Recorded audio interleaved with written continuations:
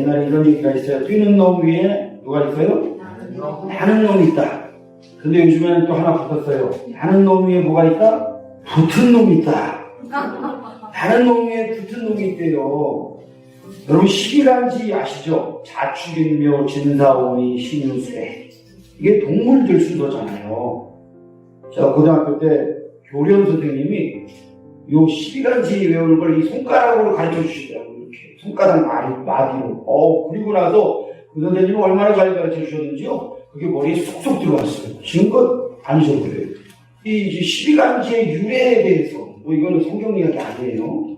조물주가 하늘나라에 문지기를 뽑는다고 동물들을 불렀대요. 선착순. 그랬는데 소가 자기가 느리니까 난 좀 빨리 가야겠다. 그래갖고 일찍 출발해가지고 일찍 도착하는 줄 알고 결승선에 이제 막 들어가려고 하는데 갑자기 한 놈이 위에서 떨어지고 그 놈이 앞으로 가더라는 거예요. 그 놈이 누구예요? 쥐예요, 쥐. 그래가지고 소가 막 화가 났대요. 저놈은 뭐야? 그랬더니 이놈이 알고 봤더니 소 등에 붙어가지고 간 거예요. 그 쥐가 붙어가지고 1등으로 들어갔대요. 그래서 시기란지에 제일 첫 번째가 쥐고 그 다음에 소예요. 그때부터 소가 쥐를 아주 싫어했잖아요. 그런 전설이 있어요. 여러분 붙은 놈이 있다 이거예요. 붙은 놈이. 그런데 오늘 예수님께서 뭐라고 말씀하시냐면 포도나무 비유라고 하시는 오늘의 본문. 이 본문에서 하나님은 농부요 예수님은 포도다. 그리고 우리는 뭐라고요? 가지다 라고 얘기하시는 거예요. 다 같이 읽어볼까요? 하나님은 농부고 예수님은 포도나무고 우리는 가지다. 여러분 이건 비유예요. 비유라는 것은 진리를 전달하기 위해서 빗대어 말씀하시는 거예요. 이해하기 쉽도록. 그렇다면 가지는 언제 열매를 맺을 수 있다고요? 포도나무에 붙어 있을 때만 열매를 맺을 수 있다고 말씀하셔요.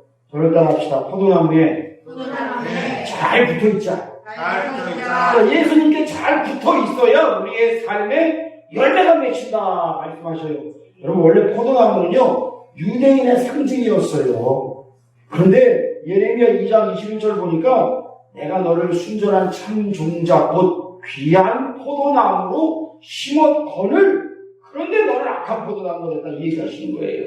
호세아 10장 1절에 이스라엘은 열매 맺는 무성한 포도나무인데 지금은 안 그렇다 이거예요. 시편 80편 8절에 주께서 한 포도나무를 애굽에서 가져다가 열방을 쫓아내시고 가나안 땅으로 옮겨 심었다라고 고백해요. 여러분 요즘에 우리가 출애굽기 묵상하잖아요. 그 배경이에요. 하나님께서 이스라엘 백성들을 포도나무라고 말씀하시는 거예요. 그런데 오늘 예수님께서 뭐라고 말씀하시느냐? 나는 참 포도나무래요. 예수님만이 참 포도나무라는 거예요. 하나님께서 이스라엘 백성들을 포도나무로 심었는데 얘네들이 포도 열매를 제대로 못 맺는 거예요. 악한 열매를 맺는 거예요. 그래서 예수님께서 내가 참 포도나무다. 나에게 붙어야 열매를 맺는다. 그래요. 여러분 옛날에 어렸을 적에요. 잡기놀이 할 사람 여기 붙어라. 기억나세요? 여기 붙으래. 막 그래서 애들이 막 가서 붙어. 제 사촌 형이요. 태권도를 한 분이에요. 그래서 몸이 땅땅했어요. 그런데 군대를 가면 어디를 가야 되겠어요? 특공대를 가야죠.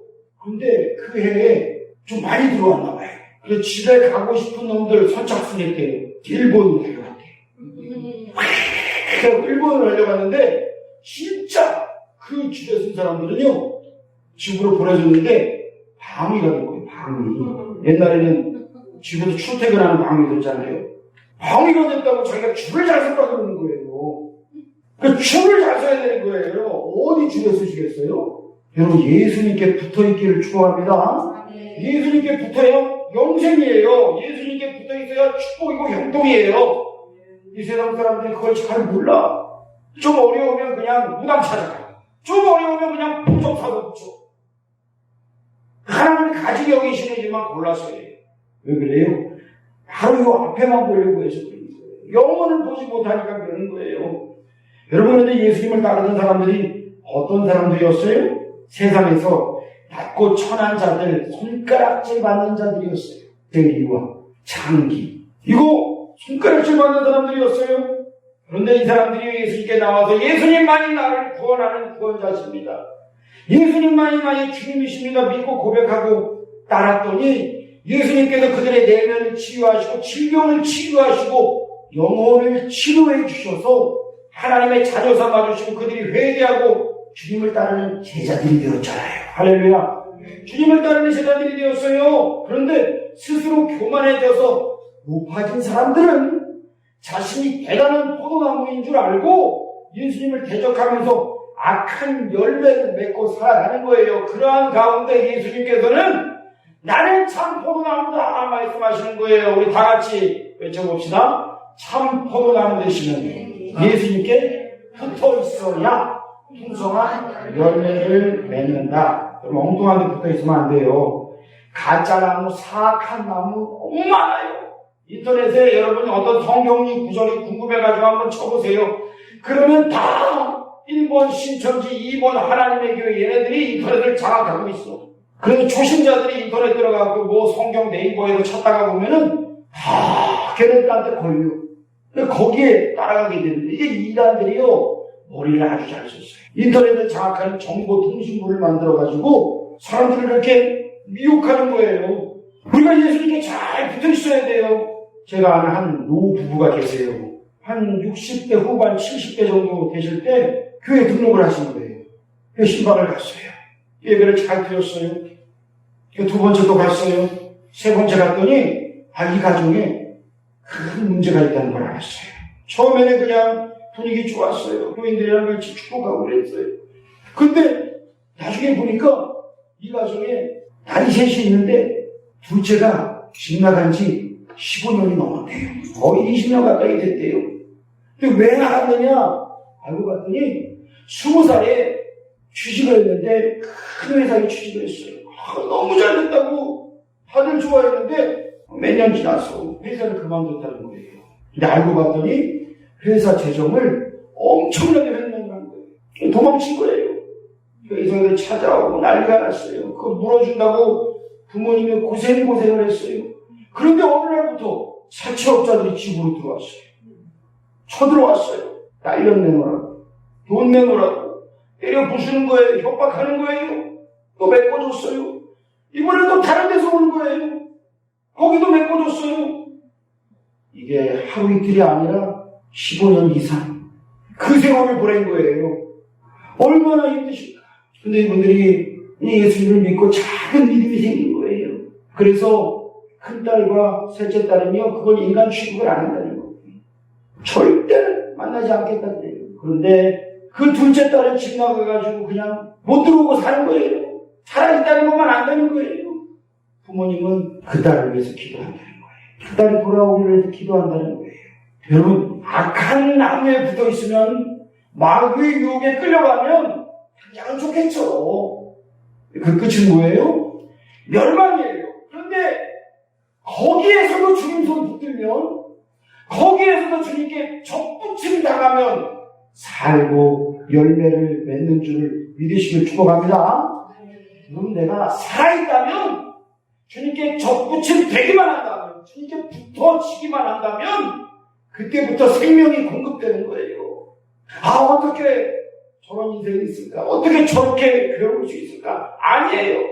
주님께 붙어지기만 한다면 생명이 공급이 되면서 그때부터 꽃이 피고 잎이 나고 열매를 맺는 거예요. 우리에게 포도나무 되시는 주님은 좋은 열매, 풍성한 열매를 맺기 위해서는 나에게 붙으라 말씀하셔요. 근데 열매가 없는 가지는 어떻게 될까요? 읽어볼까요? 무릇 내게 붙어 있어 열매를 맺지 아니하는 가지는 아버지께서 그것을 제거해 버리시고 무릇 열매를 맺는 가지는 열매를 맺게 하려 그것을 깨끗하게 하시느니라. 아니 왜 주님께 붙어 있는데 열매를 못 맺는데요? 왜 그럴까요? 교회를 나왔어요. 그럼 주님께 붙어 있는 걸까요? 교회를 나왔는데 자요. 몸은 교회에 있지만 영혼은 달나라에 가 있잖아요. 꿈나라에 가 있잖아요. 교회에 나와서 나는 하나님을 만나야 되는데 어떤 사람은 저는 그런 사람도 봤어요. 엄마가 나오라 그랬나 봐. 제일 뒤에 앉아가지고 핸드폰 가지고 게임하고 있더라고요. 그래서 제가 이렇게 가서 쓱 얼굴을 봤는데도 쓱 한번 보더니 계속 게임을 하고 있는 거예요. 그러면 내가 예수님께 붙어있는데 열매를 맺지 않는 건 뭐예요? 몸은 있지만 내 마음과 영혼은 딴 데가 있는 거예요. 그 열매를 못 맺는다는 거예요. 근데 예수님께서 그걸 어떻게 하는데 가지치기를 하신대요. 병든 가지를 제거하신다는 거예요. 그런데 저는 그런 생각을 해봤어요. 아, 주님, 그러면 우리가 가지인데 병들었다고 예수님이 제거하면 우리는 지금 여기에 남아있을 자가 있을까요, 없을까요? 한 명도 없어요. 그렇죠? 한 명도 없어. 그러니까 이 말은 예수님께서 우리를 그냥 확 죽여버린다 이 말씀 아니에요. 이 말씀은 뭘까요? 저는요, 이 그림을 한번 생각해봤어요. 여러분, 이건 미켈란젤로가 조각한 다비드상입니다. 제가 중요 부위를 가렸습니다. 여러분, 이 다비드상이요, 크기가요 저만해요. 사람들이 지금 서 있잖아요. 미켈란젤로가 저 조각을 할 때요, 대리석 원석을 가지고 비계를 설치해가지고 저 큰 높이에서요 위에서부터 막 쪼아낸 거예요. 먹지도 마시지도 잠도 안 자고 막 몇 날 며칠을 했대요. 그러다가 한번 먹고 다시 또 하고 엄청난 열정을 들여가지고 다비드상을 조각을 했어요. 여러분, 우리가 지나가다가 돌멩이를 딱 봤을 때 거기서 야, 다비드상이 보이네? 이런 사람 있어요? 여러분, 자식이 딱 태어났는데 어이구, 환상이 나셨네? 그런 분 있어요? 없잖아요. 우리 아이들 셋이 있는데 제가 태어날 때 봤어요. 누구라고 말은 할 수는 없지만 한 녀석은 태어났는데 누가 터져갖고 얼굴이 저는 꼭 불독인 줄 알았어. 불독인가? 이렇게 쭈뚱뚱해.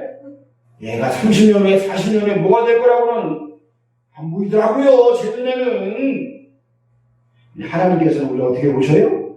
미켈란젤로가 원석을 딱 보더니 대리석 속에서 다비드가 있다는 걸 보고선 세워. 그리고서 그때부터 쪼는 것처럼 불필요한 부분을 잘라내버리시더라는 거예요. 불필요한 부분을 깎아내더라는 거예요.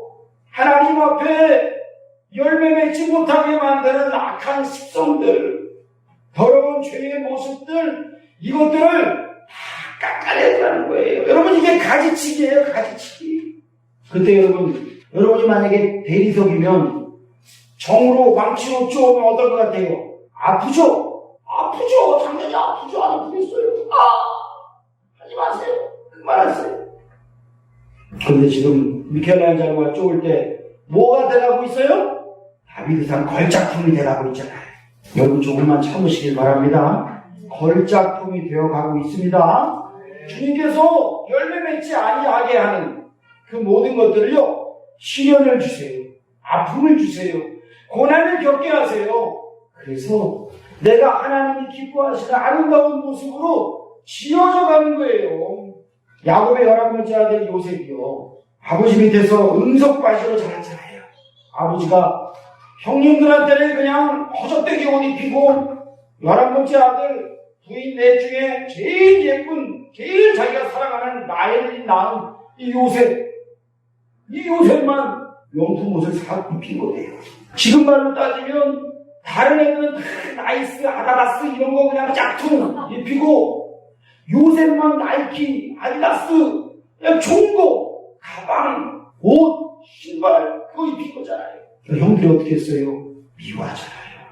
저 새끼 나쁜 놈, 시기질투 하잖아요. 근데 하나님께서 요셉에게 꿈을 주셨어요. 아니, 그들이 묶은 집단이, 내가 묶은 집단 앞에 다 와서 절하더이다. 하늘의 해와 달과 11별이 자기 동생까지 해서 11별 자기한테 절하더이다. 형들이 더 미워하는 거예요. 형들이 애굽으로 노예로 팔아버리죠. 17살에 팔려요. 형제들한테 팔려요. 이게 얼마나 큰 아픔이에요? 얼마나 큰 절망이에요? 보디발의 집에 팔렸더니 억울한 누명을 쓰고 감옥에 갇혀요. 감옥에서도요, 인정받았는데 나가면 꼭 너 풀어줄게.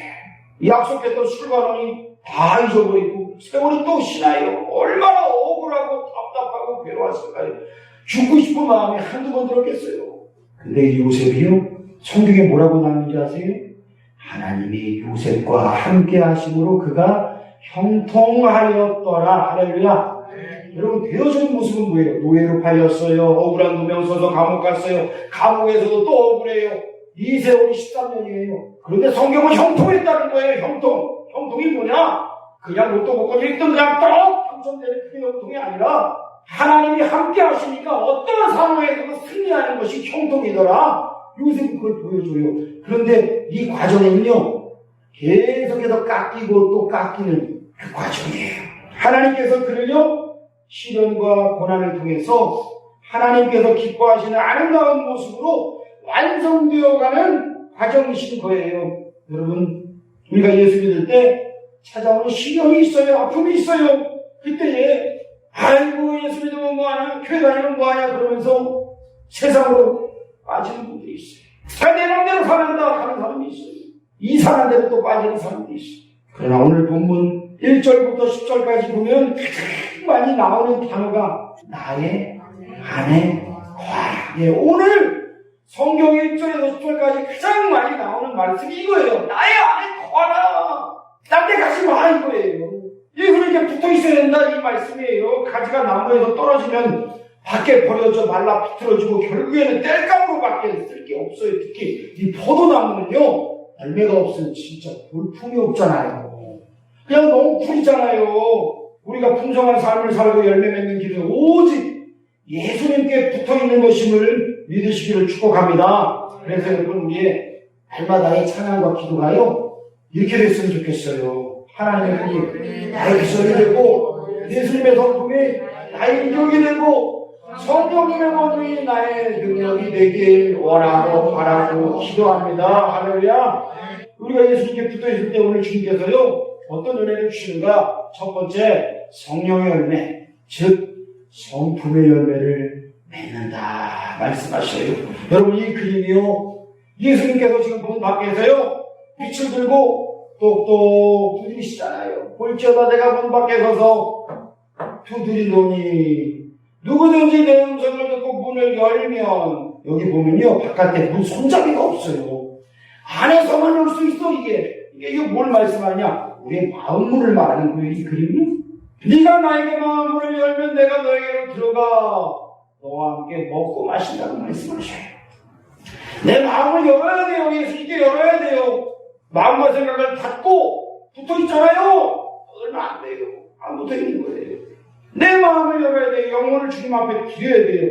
그때에 갈라디아서 5장 22절 오직 성령의 사랑과 희락과 화평과 오래 참음과 자비와 양선과 충성과 온유와 절제니 이 같은 것은 의지할 법이 없느니라. 성령의 열매는요, 내가 예수님께 붙어있으면요, 성품이 바뀌는 거예요. 사람이 변화되는 거예요.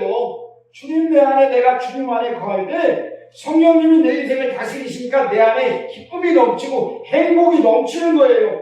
그리고 성령님을 따라 사니까 우울함과 절망감이 떠나가고 행복이 넘치는 이런 인생. 여러분, 이 인생이 여러분과 저에게 있기를 축원합니다. 치유상담연구원장을 역임하신 정태기 교수님이라고 하는 분이 계세요. 이분이 이제는 나이가 좀 많으신데 1968년 8월에 이분이요, 그쯤에 우울증을 심하게 앓았대요. 우울증 때문에 신학교를 졸업하고도 교회에서 교육자로 봉사하지 못하고 공장에서 일을 하고 있었어요. 보다 못한 절친한 친구가 찾아왔어요. 소록도의 어떤 목사님을 소개하면서 한 달만 휴가를 내서 거기에 갔다 와라. 그러면 너에게 큰 변화가 있을 거다. 그래서 나중에 처음 소록도를 찾아갔습니다. 소록도가 생각보다 꽤 큰 성이었대요. 당시 주민 2,000여 명이 8개 마을에 흩어져 살고 있었는데 2,000명 주민들 가운데에 지금은 우리가 이제 한센병이라고 그러지만 옛날에는 문둥병이라고 그랬잖아요. 이 문둥병을 앓고 있는, 그래서 병원에서 치료받는 환자가 한 200명 정도 됐대요. 그 나머지 1,800명은 음성, 회복한 분들. 그런데 그들도 세상에 나와서 살지를 못하는 거예요. 그냥 코가 떨어져 나가서 구멍만 있고, 손이 없고, 그냥 막 귀가 없고, 그러니 사람들이 그 사람들과 살려고 하지 않는 거예요. 그분들이 소록도에서 사는 거예요. 돼지도 키우고 닭도 키우고 농사 지으면서 그렇게 사는데 마을마다 교회가 있더래요. 가만히 보니까 교회들이 기도원 수준이었어요. 매일 하루도 쉬지 않고 월요일부터 주일까지 새벽 기도 90분, 낮 예배 90분, 저녁 기도 90분, 3번을 모여서 예배를 드리는데 1년 365일 한 번도 빼먹지 않고 그런다는 거예요. 이분이요, 소록교에 도착한 시간이 낮 12시였는데 선착장 바로 옆에 있는 교회를 찾아갔어요. 친구가 소개해준 교회는 버스로 또 들어가야 됐대요. 그래서 바로 앞에 있는 교회에 가서 예배를 드리고 나중에 찾아가야지 하고 갔더니 엄청나게 큰 교회들이에요. 근데 의자가 없고 다 마룻바닥이었어요. 그 넓은 예배당에 꽉 차게 한 1000명 되는 성도들이 앉아가지고 예배를 드리는데 이분들이 다 이 문둥병 흔적들이 있어가지고 보니까 정상인이 별로 안 보여요. 손발이 없으니까 일을 못하니까 외부에서 지원해주는 후원금이나 정부 보조금으로 사는 거예요. 통성기도 시간이 됐는데 성도들의 기도 소리로 천장이 떠나갈 것 같은 그 소리가 퍼졌습니다. 교회당에 그냥 불이 붙은 거예요.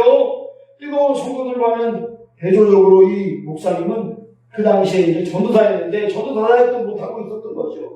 우울증으로 앓고 있으니까 기도가 한마디도 안 나오더라는 거예요.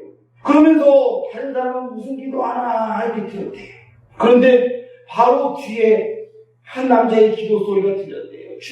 주님의 은혜가 이렇게 놀라운디 어떻게 그 은혜를 갚는디요? 그러면서 한 남자가 엉엉 울면서 기도가 끊어지고 또 이어지고 제가 어떻게 그 은혜를 다 갚는데요? 그러면서 계속 울면서 또 고맙고 말고 감사하고 말고 그래가지고 이분이요, 아니 뭐가 그렇게 고맙고 무슨 큰 은혜를 받았길래 저렇게 감사할까 저렇게 울까 그러면서 눈을 뜨고 슬쩍 뒤를 돌아봤어요.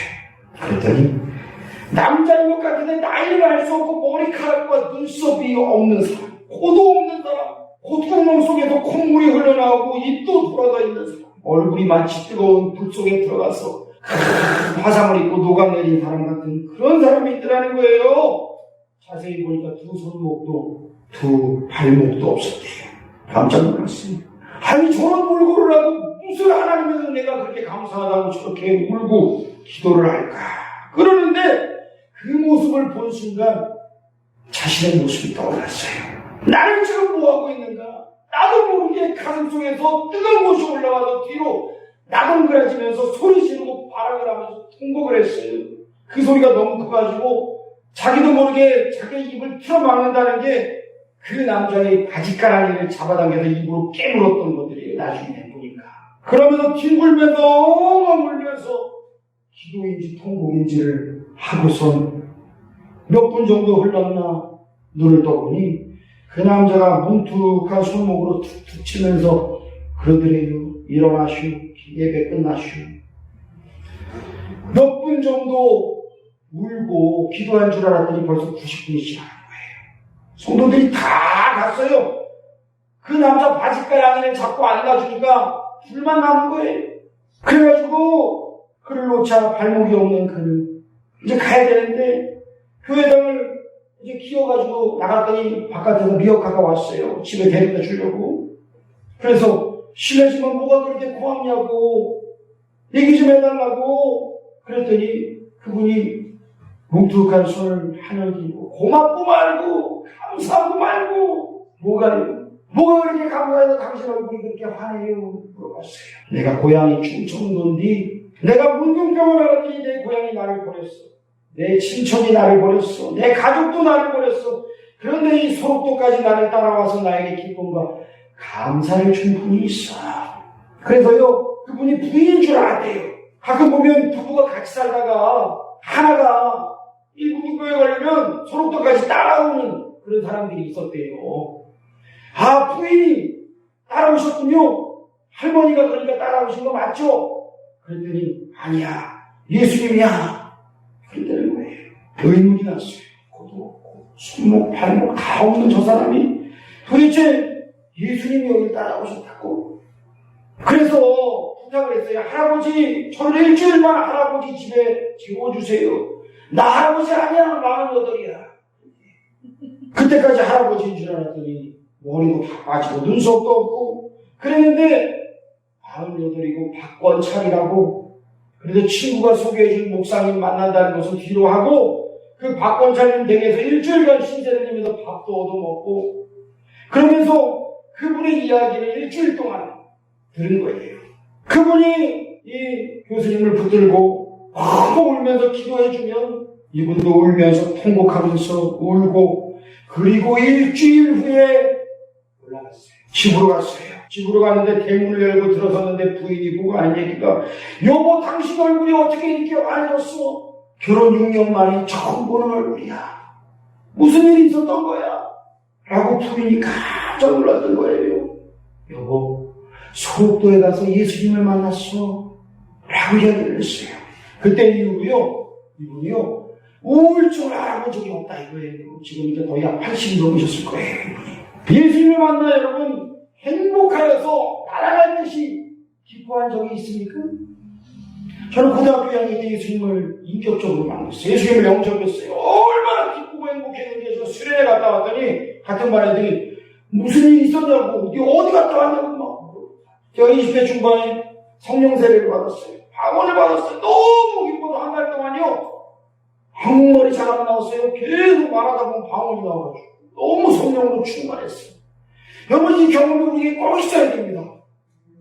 그런데 문제는 뭐냐면 날마다 순간순간 우리가 기쁘고 행복하게 성령의 열매 맺으며 살아가는 길이 무엇일까요? 여기에 수많은 삶의 그림들이 있어요.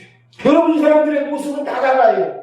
어떤 사람은 책 보고 저 사람은 지금 도장을 찍으려고 그래요. 중요한 문제에 도장을 찍으려고 그러는데 예수님께서 그렇게 급하게 찍어야 되겠니? 물어보세요. 수사하는 의사에게 예수님 뭐라고 말씀하시지 않으세요? 요 민트 사탕 여기 빠졌는데 내가 던져줄까? 지금 그러고 계셔요. 미용사가 머리할 때, 낚시한다고 시간 보낼 때, 운전할 때 삶의 모습은 다 다르더라도 이 사람들이 지금 다 누구와 함께 있어요? 예수님과 함께 있어요. 예수님께 붙어있는 거예요. 여러분 날마다 예수님과 함께하고 예수님께 붙어있어 성령의 인도 따라 살아가시기를 축원합니다. 여러분 이건 나의 결단이에요. 내가 선택하는 거예요. 옛날에 이휘재가 그래 결심했어 이러면서 했죠. 여러분 내가 결단하는 거예요. 내가 하나님의 길을 따라갈 것이냐 아니면 마귀의 유혹 세상의 유혹을 선택할 것이냐 이건 결단이에요. 결단할 때 예수님께서요 나에게 붙어있구나 말씀하셔요.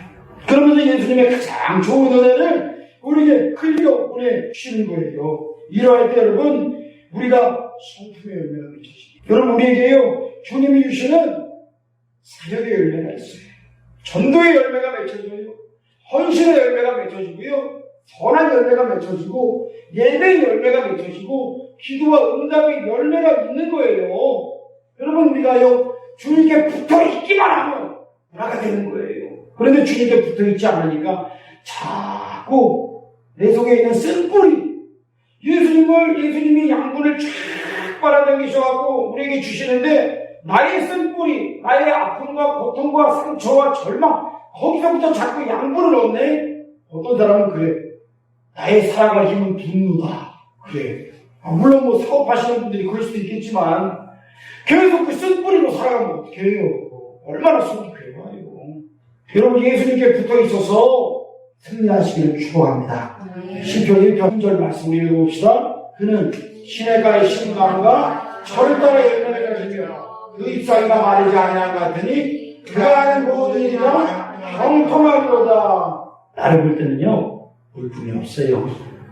죄와 허물로 부끄럽습니다. 그런데 내가 주님께 붙어있으니까 주님께서 열매를 주시는 거예요. 주님께서 복을 주시는 거예요. 제가 한 20여 년 전에 제가 있던 선교단체에서 청년들과 같이 전도여행을 한다고 인천에서 배 타고 교동도라고 하는 섬으로 들어갔어요. 그때 2년 연속 여름에 청년들과 같이 전도여행을 갔는데 거기에 한 교회를 베이스 캠프로 삼아서 노방전도 하고 공연도 하고 또 농사일도 도왔는데 마침 거기에 포도밭이 있었어요. 그래서 포도 농사를 도왔어요. 포도 열매가요 크게 맺히더라고요. 그런데 우리는요 그거를 이렇게 우리 추락할 때 보면 포도 이렇게 봉투 있잖아요. 종이 봉투 그거 싸는 일을 했어요. 따서 먹는 일을 하면 더 좋았을 텐데 그걸 싸는 일을 했어요. 그런데도요, 청년들이 한 25명 정도 갔는데 그냥 한 조씩 쫙쫙 하니까 얼마나 빨라요. 이게 처음에는 좀 느리더라도 얼마나 하면서 기뻐했는지 몰라요. 그리고 저희가 한 2년을 하고 이제 또 다른 곳으로 가고 그랬어요. 그런데 그때부터 한 5년이 지난 것 같아요. 제가 부임한 교회에 거기에 부모님이 사신다는 청년이 있더라고요. 그래서 제가 그 교회 아냐고 물어봤더니 안 되는 거예요. 그런데 어느 날 와가지고 목사님 혹시 그 선교단체 계시지 않냐고 그러는 거예요. 맞다 그랬더니 자기 부모님도 알고 교인들도 알고 다 그때 이야기를 하신대요. 그때 CCC에서 왔던 그 청년들 너무 잘했다고. 근데 제가 전도사였거든요. 근데 전도사님 만나고 싶다고. 그 얘기가 저한테 들어왔어요. 그래서 저도 참 기분이 좋더라고요. 행복하더라고요. 그렇다고 제가 15년 지나서 그 섬에 다시 갈 수는 없고. 여러분, 그런데요, 하나님 얼마나 기뻐하실까요? 우리는 그때도 기뻤고 15년 지났는데 그분들이 우리가 참 그때 잘 섬겼다고 기억해 주시는 것을 듣고도 기뻤는데 우리 하나님은 얼마나 기뻐하실까요?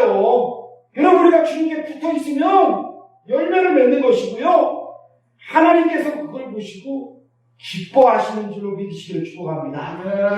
여러분, 주님이 기뻐하셔요. 두 번째는요, 우리가 예수님께 붙어있으면요 뭐가 된다고요? 예수님과 친구가 된다고요. 친구가 돼요. 여러분, 요즘에 카톡 친구 있잖아요. 페이스북 친구 있잖아요. 근데 제가 보니까 그 사람들 중에 진짜 친구가 많지 않아요. 저도 보니까 한참 정리해가지고 한 700명 정도가 있는데 그 중에 연락하는 사람은 한 10대 명 되나? 우리 교인들. 그리고 몇 명 더. 몇 명 안 돼요. 자주 교류하고 마음을 터놓는 친구는 그리 많지 않아요. 여러분, 진정한 친구가 그리 것이 아니에요. 친구가 전화번호부에 많은 거예요. 우리 인생에 친구가 있다 그러죠. 탈무드에 그런 얘기가 나와요. 한 청년이 길을 걷고 있는데 왕의 신하가 급하게 왕이 부르신다, 빨리 들어오라 그랬대요. 갑작스럽게 불러가지고 벌써 겁이 났어요. 청년에게는 세 친구가 있었어요. 한 사람은 자신이 가장 소중하다고 여기는 친구였고, 다른 사람은 상당히 가깝다고 여기는 친구였고, 마지막에는 대수롭게 여기지 않는 친구였어요. 세 친구에게 함께 동으로 들어가자고 청했는데 첫 번째 친구는 나를 부른 것이 아니지 않는가? 나는 함께 가지 않겠네. 거절했습니다. 가깝다고 여기는 두 번째 친구는 궁궐 문 앞까지는 가줄 수 있지만 그 이상은 곤란하네. 그랬어요. 세 번째 친구는 내가 함께 갈게. 자네는 아무런 잘못도 없으니까 조금도 두려워하지 말게. 내가 왕께 잘 말씀드릴 테니 염려하지 말게 라고 했대요. 탈무드에서 말한 첫 번째 가장 소중히 여기는 친구는 재산이에요. 주워서 갖고 가요. 두 번째, 가족과 신천지예요. 무덤까지는 따라와요. 돌아가요. 세 번째, 탈무드에서 말하는 세 번째 친구는 선행이라고 그래요. 선행. 너의 선행은 죽어서도 너를 변호한다 이거예요. 그런데 우리 주님께서는 뭐라 그래요? 그 선한 열매를 맺기 위해서는 내가 어떻게 된다고요? 주님께 붙어 있어야 선한 열매를 맺을 수가 있습니다. 주님께 붙어 있지 않고 세상 사람들이 아무리 착한 일을 하여도 돈으로도 못 가요. 하나님 나라. 지식으로 못 가요. 하나님 나라. 어떻게 한다고요? 거듭나야 가는 나라. 마음 착해도 못 가요. 어여뻐도 못 가요. 거듭나면 가는 나라. 예수님께 붙어 있어야 간다고요. 예수님께 붙어 있어야 내가 선행을 할 수 있다고요. 할 수 있는 능력이 생기는 거예요. 그러니 세상에 착한 사람 많은데 그건 예수님과 상관없어요. 혹여나 내가 그럼 착하게 못 살아요? 그러면 진짜 나는 떨어져 있는 것이죠. 예수님께 붙어 있으니까, 예수님을 의지하니까, 예수님을 친구로 삼으니까 선한 열매가 맺어지는 것 아니에요?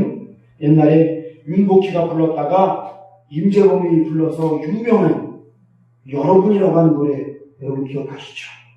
야, 저는요 가요를 듣고 울어보는 그 노래가 처음이었어요. 근데 알고 봤더니 이 노래가 윤복희 씨의 그 오빠인 윤한기 씨가 예수 믿기 전에 만든 곡인데 나중에 예수님 믿고 보니까 이 노래에서 이야기하는 내가 만약 괴로울 때면 내가 위로해 줄게. 내가 만약 서러울 때면 내가 눈물이 되리. 내가 만약 외로울 때면 내가 친구가 될게. 내가 만약 기쁠 때면 내가 웃음이 되리.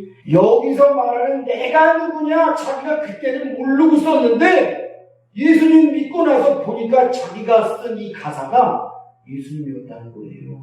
그래서 윤한기 씨가 나중에 목사님이 됐어요. 그래서 이 노래가요 가스펠 곡인 거예요. 많은 사람들이 감동이다 이러는데 사실은 그 속에 뭐가 들었어요? 복음이 들어있는 거예요. 여러분 예수님과 친구가 된다는 건 그냥 우리가 옛날에 영화 친구 보면은 나쁜 일 하는데 친구 있잖아요. 그런 친구가 아니잖아요. 막대하는 친구가 아니잖아요. 지금 이 가사에서 말한 친구, 나의 소울메이트, 나의 가장 깊은 것까지 친구로서 품어주시는 예수님. 내가 주님 안에 거하고 주님이 내 안에 거한다는 것은 예수님과 내가 친구가 되신다고 하는 거예요. 그런데요, 주님이 우리를 친구로 부르신 이유가 있어요. 그게 뭐예요? 서로 사랑하라고 하신 거예요. 예수님이 나에게 친구가 되셨다고?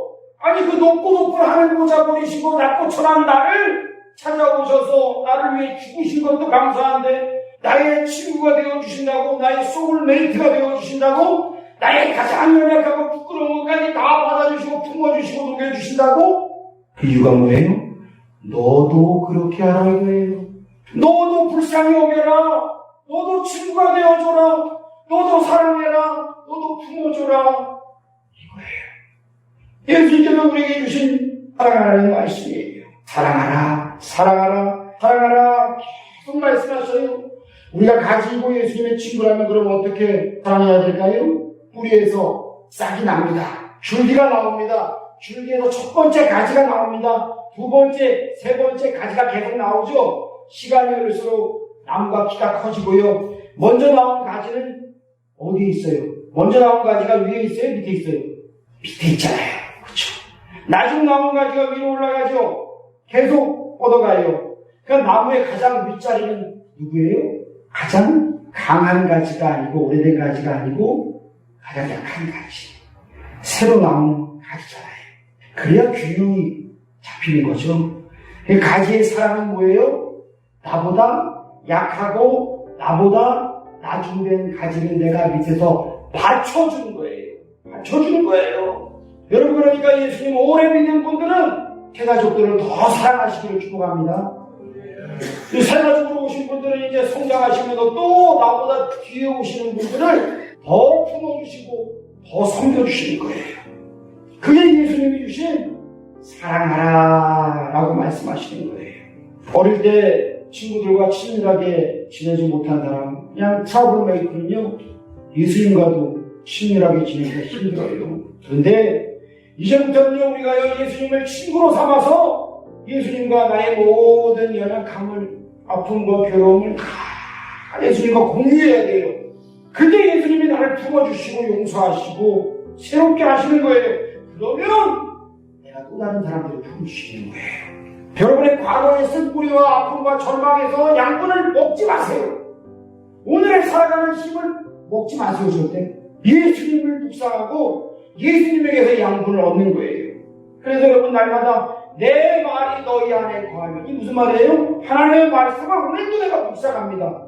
오늘 내가 입술로 읊조립니다. 되뇌입니다. 나의 양식으로 삼겠습니다. 순종하겠습니다. 이거예요. 그때 예수님께서 너는 나의 친구다 말씀하시고요.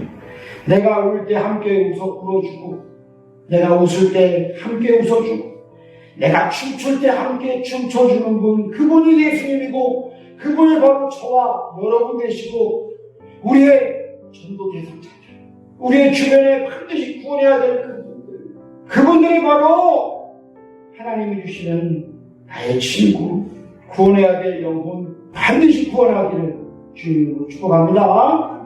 기도하겠습니다. 하나님 아버지, 우리에게 주님께 꼭 붙어있으라고 하십니다. 붙어있지 않으면 달라 비틀어지고 밖에 버려져 땔감으로 쓰인다고 말씀하십니다.